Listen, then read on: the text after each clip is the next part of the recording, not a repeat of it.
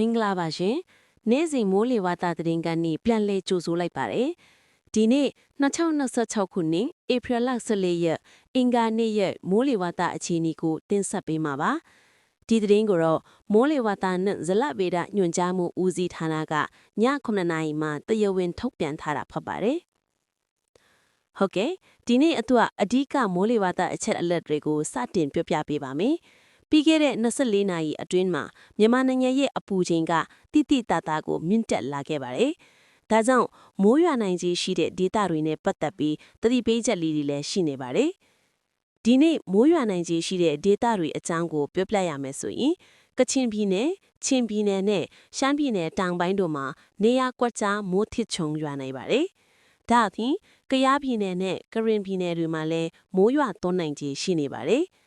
အဓိကကတော့မိုးတိမ်တောင်တွေကြောင့်ဖြစ်ပေါ်လာတဲ့မိုးတက်လေပြင်းတွေမိုးချိုးပစ်တာတွေဖြစ်နိုင်လို့အထူးသတိထားကြဖို့တိုက်တွန်းချင်ပါတယ်။ဆက်လက်ပြီးတော့ဒီနေ့ရဲ့အပူချိန်အခြေအနေကိုပြောပြပါမယ်။ရန်ကုန်တိုင်းဒေသကြီးအပါအဝင်တိုင်းဒေသကြီးအများစုနဲ့ပြည်내အများစုမှာအပူချိန်ကဆက်လက်မြင့်မားနေဦးမှာပါ။အထူးသဖြင့်စကိုင်းတိုင်းဒေသကြီးမန္တလေးတိုင်းဒေသကြီးနဲ့မကွေးတိုင်းဒေသကြီးတို့မှာအပူချိန်ကအမြင့်ဆုံး38ဒီဂရီစင်တီဂရိတ်ကနေ40ဒီဂရီစင်တီဂရိတ်အထိရှိလာနိုင်ပါတယ်။ဒါကြောင့်အပူဒဏ်ကြောင့်ဖြစ်တဲ့ကျန်းမာရေးပြဿနာတွေကိုဂရုစိုက်ကြပါလို့သတိပေးပါရစေရှင်။ပင်လယ်မြင့်ခီးသွားမဲ့သူတွေအတွက်လည်းသတိပေးချက်ရှိပါလေ။မြမကန်ယူတန်နဲ့ကမ်းလွန်ပင်လယ်ပြင်တွေမှာလှိုင်းအင့်ကနေလှိုင်းကြီးနိုင်ပါတယ်။